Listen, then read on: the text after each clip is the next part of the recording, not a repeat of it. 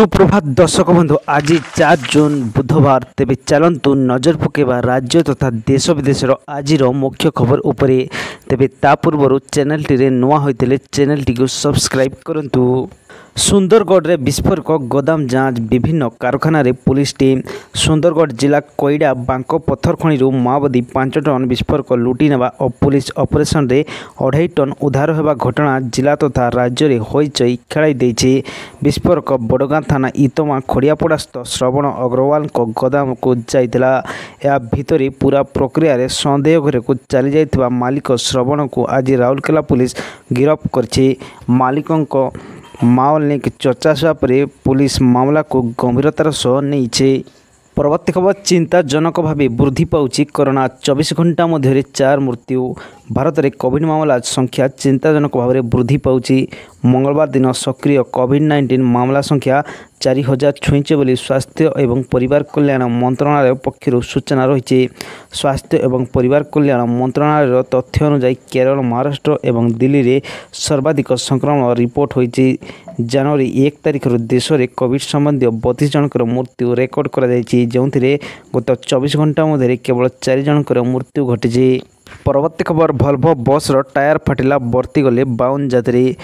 चंदाहांडी गंजाम जिलार ब्रह्मपुर को जाउथवा ओडिशा राज्य सड़क परिवहन निगम एक भल्भो बस टायर विस्फोरण होइछि। सौभाग्यवशतः यह अघटन जो कौन यात्री को क्षति पहुंचाई नहीं। बस टी नवरंगपुर जिलार चंदाहांडी गंजाम जिले ब्रह्मपुर अभिमुखे जाउथला बेड़ भल थवारु बस रे 52 जन यात्री 2 जन ड्राइवर और कंडक्टर को जीवन बंची जाइछि।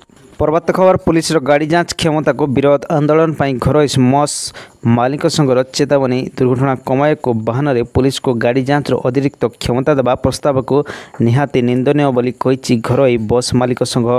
परिवहन विभाग को स्थाणु करने यह एक सुचिंतित षड्यंत्र।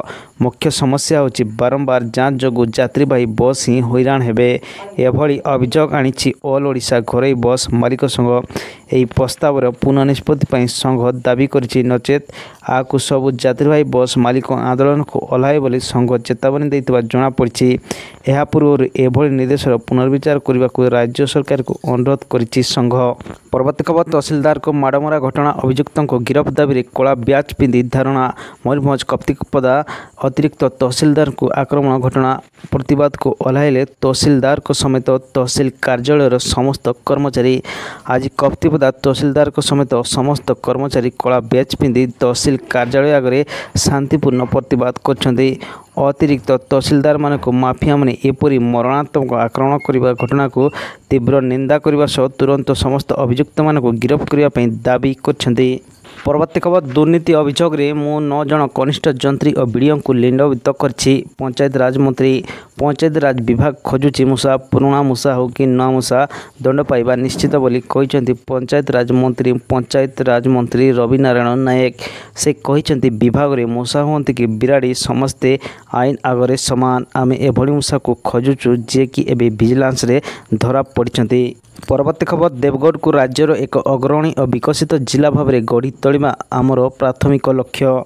देवगढ़ को राज्यर एक अग्रणी और विकसित जिला भाव में गढ़ी तोड़ा प्राथमिक लक्ष्य बोली मुख्यमंत्री मोहन चरण माझी आज देवगढ़ में कहते। से जिला गस्तर जाए सेठारे प्राय 205 कोटी टंका मूल्यर 15टी विभिन्न जनकल्याणकारी प्रकल्पर शुभ उद्घाटन और भित्तिप्रस्तर स्थापन करछन्ति।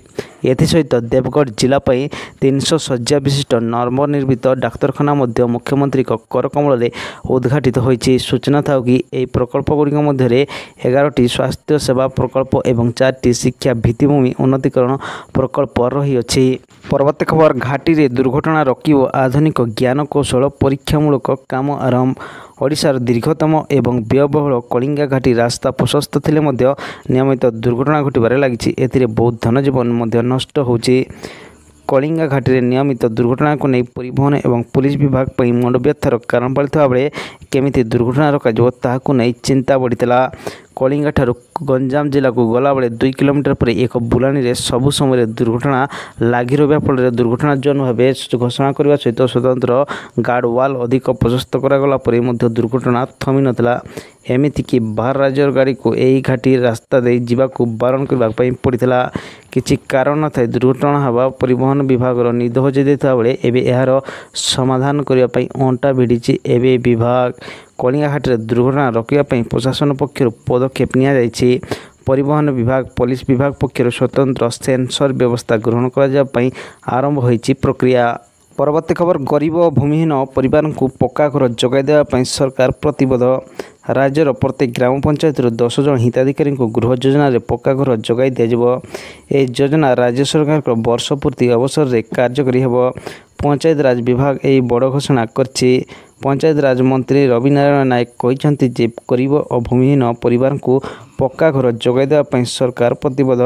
अंतर्देय गृह योजना और प्रधानमंत्री आवास योजना एक अंश भाव आम निश्चित करूँ जे प्रत्येक व्यक्ति यह योजनार लाभ पाइबे। एथिपाई आगामी 5 दिन मध्य समस्त गोष्ठी उन्नयन अधिकारी मानक हिताधिकारी मानक तालिका प्रस्तुत करने निर्देश दि जाइए।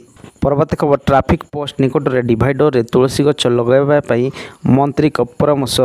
सहरांचल ट्रैफिक पोस्ट निकट डिवाइडर रे तुलसी गछ लगाई राज्य सरकार को गृह निर्माण और नगर उन्नयन मंत्री कृष्णचंद्र महापात्र परामर्श देइछन्ति। एने से सबु पौर प्रशासन को निर्देश देइछन्ति। आसंता 20 तारीख दिन यह अभियान रे व्यापक भाव में सहभागिता हेबाको मंत्री परामर्श देइछन्ति। परवर्ती खबर स्थायी मंदिर परिचालना कमिटी मुख्यमंत्री को निवेदन। राउरकेला सारनगरी सेक्टर 22 श्री जगन्नाथ मंदिर और श्री गुंडीचा मंदिर एक नूतन परिचालना कमिटी गठन पर सुंदरगढ़ जिलापाल निकट में आवेदन गत 1 तारीख दिन जिलापाल निर्देश क्रमे पानपोष उपजिलापाल आवाहकत्व एक बैठक आहूत होता। परवर्ती खबर जमुना नदी में गाधुआ बेले बुड़ी जाई 4 जनकर बालिका मृत्यु। मंगलवार उत्तर प्रदेश आग्रार जमुना नदी में एक बड़ धरण अघटन घटी। प्रबल गरम हेतु जमुना नदी को गाधोवाक जाइଥିବା 4 जन बालिका बुड़ी जाइଥିବା बेले 2 जन को घटनास्थल उद्धार कर दुर्घटना सूचना पाया पर डीएम पुलिस प्रशासन अनेक वरिष्ठ अधिकारी घटनास्थल पहुंची तुरंत उद्धार कार्य आरंभ करते।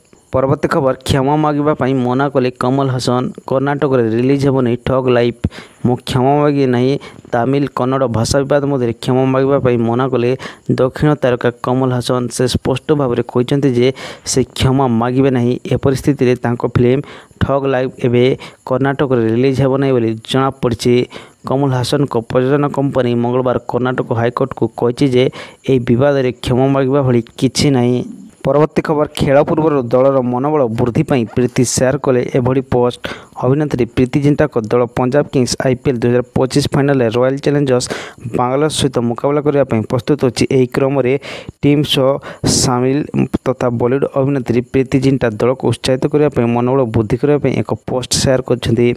प्रीति आईपीएल चलित सीजन में पंजाब किंग्स खेल में निरंतर जोग देइछन्ती। से तांको सोशल मीडिया रे एक भावपूर्ण वीडियो शेयर कर दल को उत्सर्गित करी एक हृदयस्पर्शी कैप्शन लिखिं। इंस्टाग्राम रे पोस्ट करी प्रीति लिखिं आमर डायनामिक सरपंच श्रेयस अय्यर आमर उत्साही प्रशिक्षक रिकी बंटिंग एवं समग्र प्रशिक्षक कर्मचारी एवं पंजाब किंग्स समस्त सदस्यों नेतृत्व में एक सुपर टीम प्रयास पर पंजाब किंग्स आईपीएल फाइनल रे पहुंची। यापर समस्त मुहरे हस फुटी। आउ गोटे खेल बाकी अच्छी केवल जीतवाई पड़ो आईपीएल 2025। परवर्ती खबर आसाम रे जल प्रलय 22 जिलार 5 लाख अधिक लोक जलबंदी। चलित वर्षर मौसुमी कहीं केमिति केउटी प्रचंड खरार आश्वस्तित आउ केउटी आनी दुख। समय पूर्व मौसुमी प्रभाव में भारतर उत्तर पूर्व राज्य में गत 4 दिन धरी लगाण वर्षा होती। वर्षा विपात जो आसाम सिक्किम अरुणाचल प्रदेश त्रिपुरा और मणिपुर आदि राज्य में प्राकृतिक दुर्विपाक लगी रही। लगाण वर्षा जो आसाम रे भयंकर स्थिति उपजी आसी। जल प्रलय 22 जिलार 1254 गाँव में 5.5 लाख लोक बन्या प्रभावित होती। ପରବର୍ତ୍ତୀ ଖବର ରାମ ଦରବାରର ପ୍ରାଣ ପ୍ରତିଷ୍ଠା 5 ତାରିଖ ପର୍ଯ୍ୟନ୍ତ ଚାଲିବ ଭବ୍ୟ ସମାରୋହ। ରାମ ଦରବାର ସମେତ 7 ମନ୍ଦିରର ପ୍ରାଣ ପ୍ରତିଷ୍ଠା ନିର୍ଦ୍ଧାରିତ ଲଗ୍ନରେ ପୂଜା ଆରମ୍ଭ ହେବ। ପ୍ରାଣ ପ୍ରତିଷ୍ଠାରେ ମୋଟ 120 ଆଚାର୍ଯ୍ୟ ସାମିଲ ହେବେ। ସେମାନଙ୍କ ମଧ୍ୟରୁ 100 ଜଣ କେବଳ ଅଯୋଧ୍ୟାର, ଅନ୍ୟ ଆଚାର୍ଯ୍ୟମାନେ କାଶୀ ପ୍ରୟାଗରାଜ ସମେତ ଅନ୍ୟ ତୀର୍ଥସ୍ଥାନରୁ ଆସିବେ। କାର୍ଯ୍ୟକ୍ରମକୁ ଉତ୍ତରପ୍ରଦେଶ ମୁଖ୍ୟମନ୍ତ୍ରୀ ଯୋଗୀ ଆଦିତ୍ୟନାଥଙ୍କୁ ଆମନ୍ତ୍ରଣ କରାଯାଇଛି। ପରବର୍ତ୍ତୀ ଖବର ଆଇଏସ୍ଆଇ ସହ ସଂଯୋଗରେ ଥିବା ପଞ୍ଜାବ ଗୁପ୍ତଚରଙ୍କୁ ଗିରଫ କଲା ପୁଲିସ। ପାକିସ୍ତାନର ଗୁପ୍ତଚର ସଂସ୍ଥା ଆଇଏସ୍ଆଇ ଏବଂ ଶୀର୍ଷ ଖାଲିସ୍ତାନୀ ଆତଙ୍କବାଦୀ ଗୋପାଳ ସିଂ ଚାୱଲାଙ୍କ ସହ ଦୃଢ଼ ସମ୍ପର୍କ ଥିବା ଜଣେ ଅଭିଯୁକ୍ତ ଗୁପ୍ତଚରଙ୍କୁ ମଙ୍ଗଳବାର ଦିନ ପଞ୍ଜାବ ପୁଲିସ ଗିରଫ କରିଛି। ଅଭିଯୁକ୍ତ ବର୍ଷ ବର୍ଷ ଧରି ସୀମା ସେ ପାଖରେ ଥିବା ଏଜେଣ୍ଟମାନଙ୍କ ସହିତ ସେନା ଗତିବିଧି ବିଷୟରେ ଗୁରୁତ୍ୱପୂର୍ଣ୍ଣ ସୂଚନା ପ୍ରଦାନ କରି ଆସୁଥିଲା। ତେବେ ଆଜିର ମୁଖ୍ୟ ଖବର ଆଜି ପାଇଁ ଏତିକି। ଯଦି ଭିଡ଼ିଓଟି ଭଲ ଲାଗୁଛି ତେବେ ଲାଇକ୍ସ ଏବଂ ସବସ୍କ୍ରାଇବ୍ କରିବା ପାଇଁ ଜମାରୁ ଭୁଲନ୍ତୁ ନାହିଁ।